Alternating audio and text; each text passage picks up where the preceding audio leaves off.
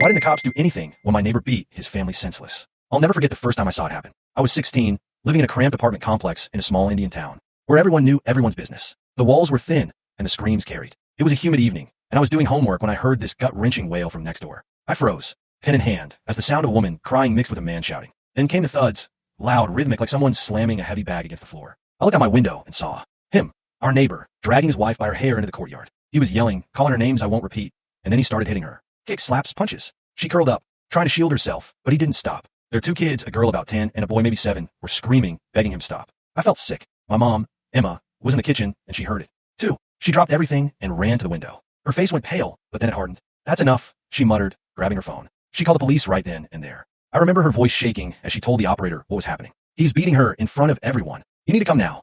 We waited and waited. It took 45 minutes for a single circle inspector to show up. By then the guy, let's call him Robert, had stopped. His wife, Abigail, was on the ground, bruised and crying quietly. The kids were clinging to her, their faces streaked with tears. The girl, Chloe, had a swollen lip, so bad it looked like it might split open. The boy, Nathan, had a black eye forming. I could see it all from our balcony, and it made my stomach churn. The CI, this middle-aged guy with a bored look, barely asked questions. He saw Abigail's bruises, the kids' injuries, and you know what he did? He slapped Robert a couple times, said something like, "Don't do this again," and left. That was it. No arrest, no report, nothing. My mom was furious. She kept saying, "Those kids, look at them. You're not going to do anything?"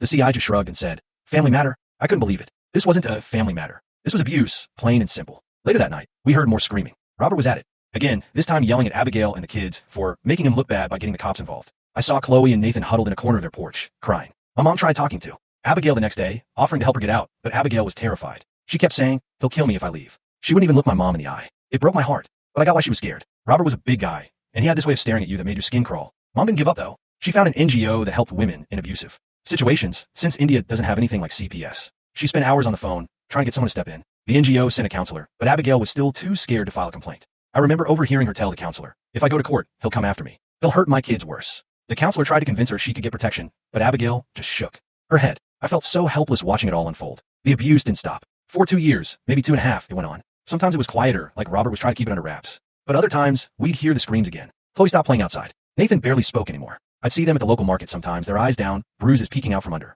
their clothes. I wanted to do something, but what could I do? I was just a kid myself. Mom kept pushing. She documented everything, dates, times, what we saw, what we heard. She sent it all to the NGO, who finally convinced Abigail to file a case. The court process was a nightmare. It dragged on forever, with Robert showing up to hearings acting like he was the victim. He glared at us from across the street, like he knew we were the ones who got the ball rolling. I was scared he'd come after us, but Mom never backed down. Finally, after what felt like an eternity, the court ruled in Abigail's favor. Robert was ordered to stay away, and Abigail got custody of the kids. The NGO helped her move to a new place, somewhere Robert couldn't find her. I thought that was it, that they were